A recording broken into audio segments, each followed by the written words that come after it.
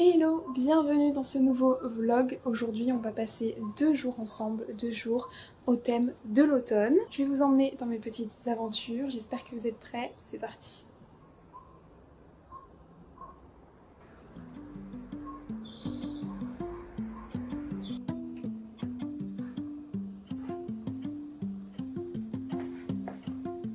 Je suis un peu déçue parce qu'il n'y a pas de soleil aujourd'hui, mais en même temps, j'ai envie de dire, est-ce que les jours d'automne où il y a du soleil, c'est ceux qu'on voit le plus? Non, donc là je me mets vraiment dans la vibe. Jour d'automne, il fait gris, il a même plu avant que je tourne et il pleuvra certainement d'autres fois dans la journée. Donc on est vraiment raccord avec les jours d'automne. Là j'arrive à un petit spot où il y a des châtaignes dans mon quartier et j'adore. Et regardez les petites châtaignes qui sont tombées sur le sol.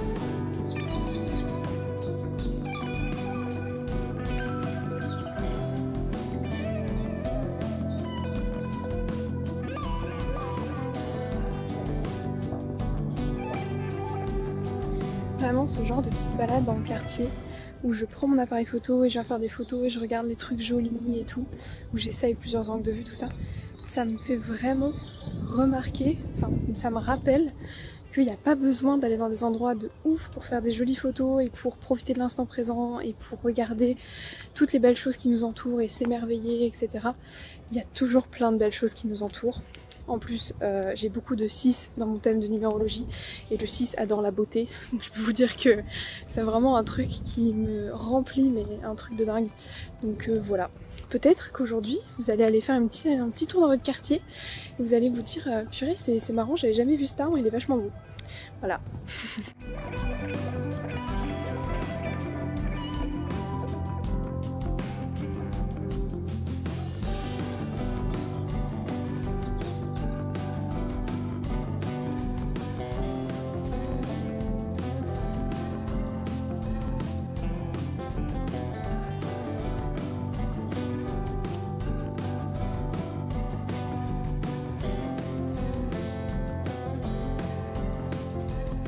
S'il y a bien un truc qui change pour moi selon chaque saison, c'est les recettes. Et donc là, aujourd'hui, j'avais envie de faire une petite recette qui est typique de l'automne selon moi, c'est la tarte aux pommes. Pendant que je coupe mes petites pommes, j'avais envie qu'on discute manifestation. Parce que ça, c'est un sujet qui quand même est un peu central sur ma chaîne et sur tout mon travail. Et la plupart du temps, on sous-estime le fait de se faire plaisir, le fait de vivre une vie normale, entre guillemets. Parce que on a tendance parfois à se dire que pour manifester, il faut absolument méditer 1 heure par jour, qu'il faut faire plein d'affirmations, qu'il faut faire plein de rituels et tout ça, qu'il faut vraiment faire plein de trucs. Alors qu'en fait, parfois, on manifeste beaucoup plus en faisant moins déjà, et surtout en faisant ce qu'on aime. Parce que typiquement, là, je suis en train de faire une tarte aux pommes, je ne manifeste pas activement parlant, mais j'ai des émotions qui sont proches de celles de mes manifestations. Typiquement, si j'ai envie de manifester une maison dans la campagne où justement je fais mes tartes aux pommes avec mes pommes du jardin, bah, j'en suis quand même vachement proche. Et je ressens les émotions qui sont les mêmes que celles de ma demande, donc la gratitude, la liberté, etc. Et c'est souvent ces moments-là qui sont les plus efficaces pour manifester. Parce que je peux vous dire que j'ai jamais autant manifesté que quand j'étais dans la gratitude de juste manger un bon repas dehors avec mon chéri, quand il y avait une jolie lumière, ou en fait d'être dans l'émerveillement de plein de trucs qui sont très simples mais qui du coup sont quotidiens et permettent d'entretenir cette pensée-là, ce sentiment-là. Je sais pas trop si ça fait du sens ce que je dis, mais ne cherchez pas à faire 10 000 rituels et tout ça par jour pour manifester. Ce qui va compter, c'est vraiment votre présence et votre énergie, c'est ça qui manifeste. Et donc votre énergie, vous n'êtes pas obligé de l'entretenir ou de l'alimenter de la manière la plus farfelue possible. Vous pouvez très bien alimenter une énergie de présence, de gratitude et de joie en faisant exactement la même chose que ce que vous faites déjà, à moins que tout ce que vous faites ne vous cause du stress, de la peur, etc., etc. Là, effectivement, il y a besoin de changer de perception sur ce qu'on fait ou de changer ce qu'on fait, c'est sûr. Mais il y a des choses très simples qui permettent de rajouter ou alors de cultiver l'émerveillement dans notre vie. Typiquement, la petite balade que j'ai faite tout à l'heure, où je me suis émerveillée devant des feuilles, devant les couleurs, devant les petits oiseaux que je pouvais observer. J'ai pas réussi à les avoir en photo parce qu'ils volaient trop vite, mais au moins je les ai vraiment appréciés le temps de ma balade. Et j'ai vraiment appris à regarder comme avec des yeux d'enfant. Et ça, cet émerveillement-là, on peut tous l'avoir. J'ai juste fait une balade de 20 minutes dans mon quartier et je n'ai rien de spécial à mon quartier. Il est comme tous les autres quartiers, j'ai envie de dire. On peut même habiter dans un lieu qui est beaucoup plus naturel, qui est beaucoup plus joli que le mien. Et pourtant, j'arrive quand même à trouver des moyens de m'émerveiller et de trouver mon quartier magnifique. C'est que c'est possible de faire ça même en pleine ville, même dans ce genre d'environnement.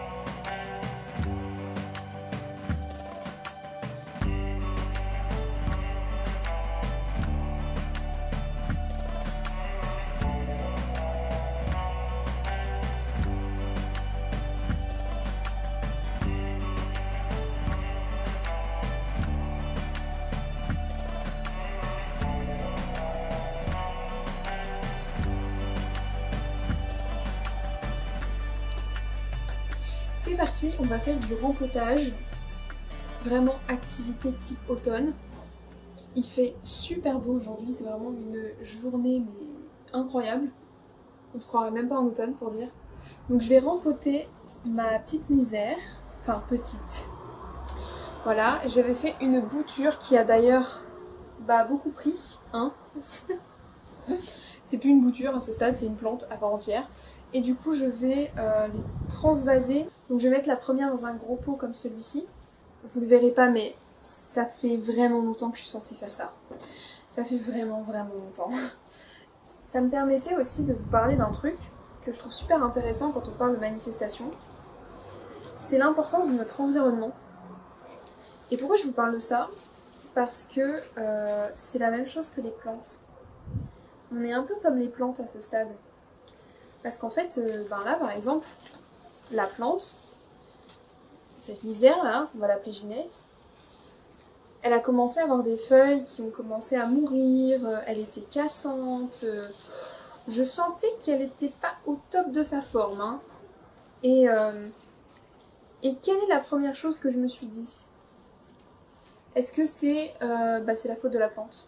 Elle n'est pas capable de s'adapter à son pot, elle n'est pas capable de faire des nouvelles pousses avec la lumière qu'elle a, etc.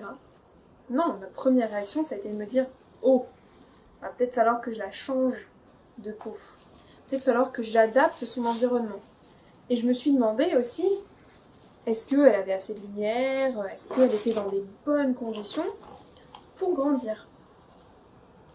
Et les humains, c'est pareil. On a tendance à toujours se prendre pour les responsables en fait. Alors oui, on est créateur de notre vie, hein. Ça j'en suis persuadée, on est responsable de notre vie, on est d'accord. on a totalement le pouvoir sur notre vie, mais notre environnement, il a une très très grosse influence. Comme cette plante. Parce que si cette plante, elle a peut-être les meilleures intentions du monde, ok, c'est peut-être une misère, elle est très résistante, etc. Mais si elle n'a pas les trucs basiques qu'il lui faut, elle n'y arrivera pas. Et en fait, le problème de la plante, c'est qu'elle ne peut pas se changer d'environnement toute seule. Sauf dans la nature. Mais, et encore, ça ne va pas se faire non plus en un clin d'œil, on est d'accord. Nous, par contre, on a cette capacité à changer d'environnement.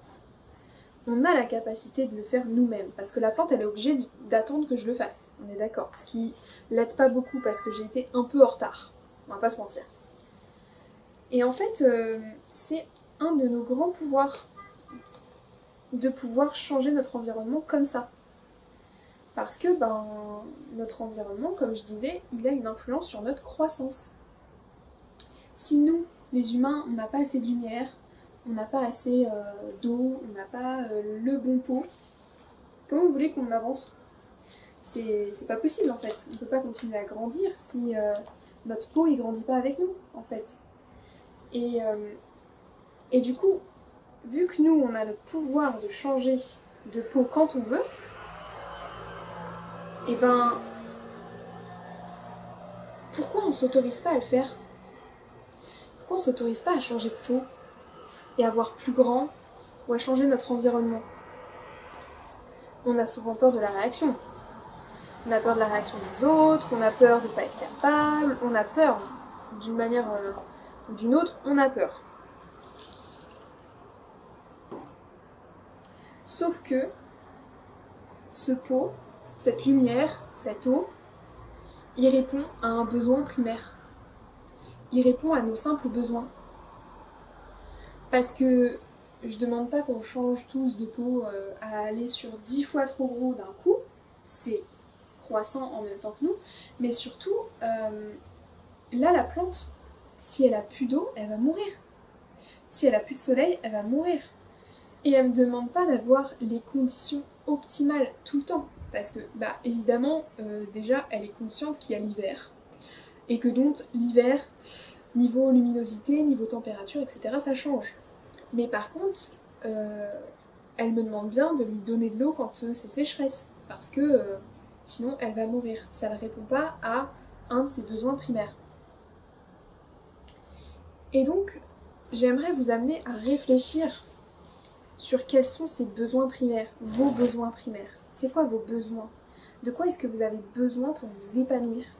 Est-ce que c'est d'avoir de l'espace? Est-ce que c'est d'être indépendant? Est-ce que c'est d'être entouré, d'avoir du soutien?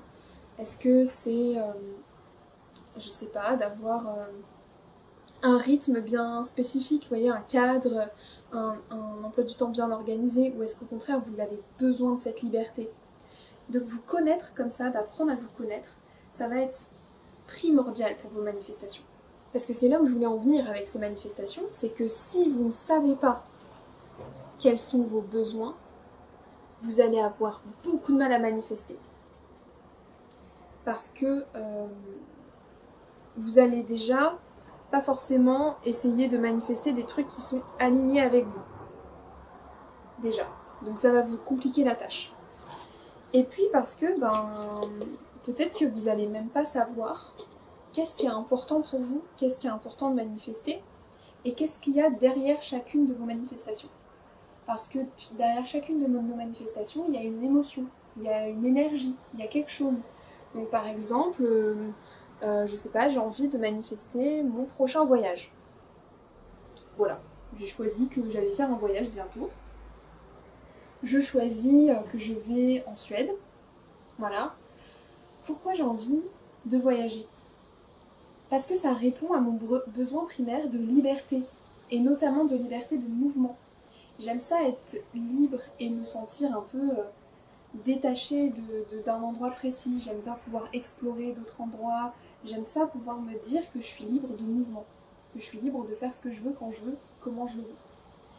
Et donc quand vous cherchez à manifester par exemple beaucoup d'argent, parce que dans votre tête vous vous dites qu'une fois que vous en aurez, vous pourrez manifester les voyages que vous voulez, mais en fait vous venez essayer de manifester de la liberté. Et vous voyez, ce sera beaucoup plus efficace si vous vous concentrez sur le sentiment de liberté à manifester de la liberté directement que si vous essayez de manifester un voyage ou de l'argent. Parce que ce qui va vous faire changer de fréquence, et donc vous aligner à ce que vous voulez, c'est le côté émotionnel, c'est l'énergie, c'est la vibration qui va changer. C'est comme ça qu'on s'aligne à une fréquence, c'est par la vibration. Et la vibration, la fréquence, c'est de l'énergie, c'est de l'émotion. Donc si vous savez quelle émotion ça vient réveiller en vous, vous savez quel besoin ça vient combler, auquel ça vient répondre, et donc vous pouvez manifester beaucoup plus facilement. Donc si vous vous épanouissez pas, si vous n'êtes pas bien là où vous êtes, si vous n'êtes pas dans votre réalité idéale, demandez-vous quel besoin est-ce que j'ai besoin de combler en permanence pour être bien, pour être en confiance, pour être épanoui, pour être bien. Une fois que vous aurez identifié ces besoins, ça va être plus facile pour vous de savoir dans quelle direction aller pour répondre à ces besoins et donc trouver l'émotion qui est derrière. Mais ça va être aussi un bon moyen de regarder votre environnement.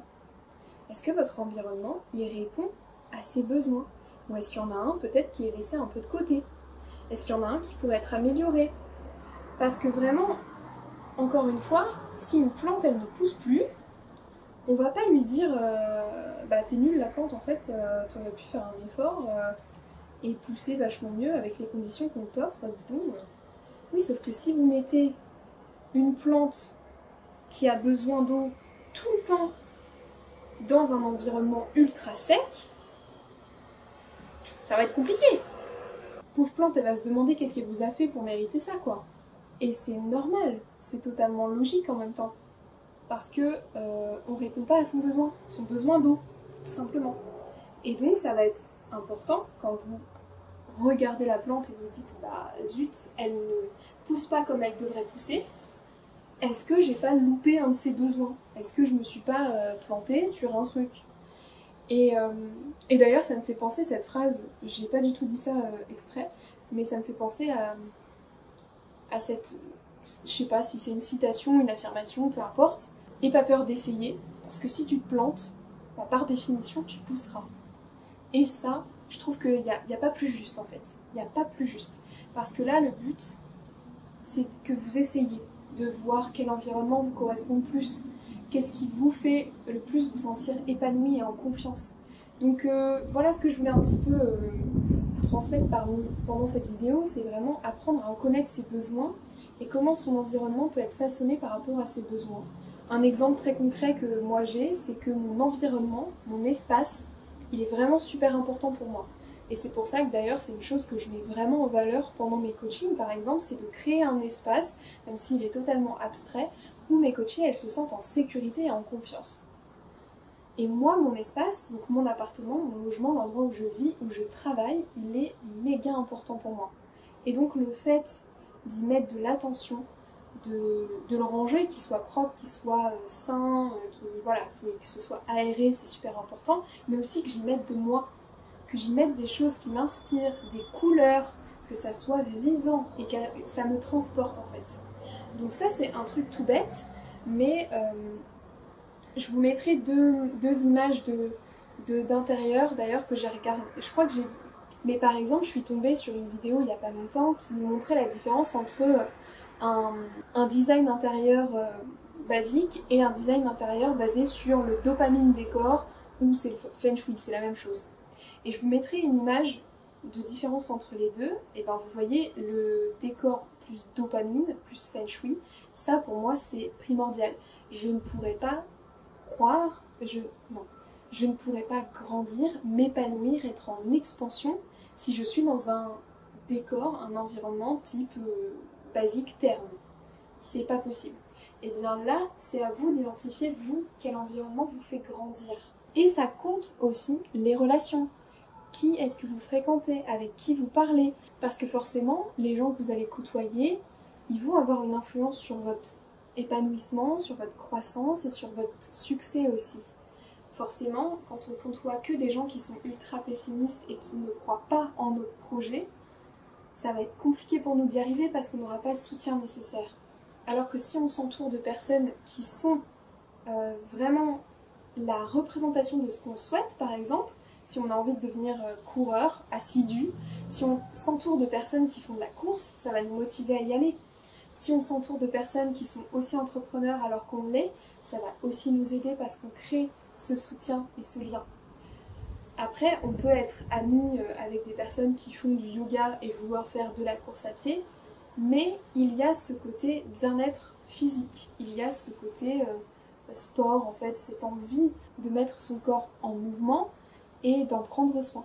Alors que si vous êtes avec des personnes qui détestent le sport, qui n'en font jamais et qui ne sont pas très motivées à aller courir ou faire du yoga, peu importe, vous allez perdre un peu cette motivation, vous voyez. Donc c'est pareil, votre environnement il a un gros impact sur vous. Donc voilà, j'arrête de vous barber ici avec mon côté rempotage. J'espère que ça vous a plu ce petit moment discussion.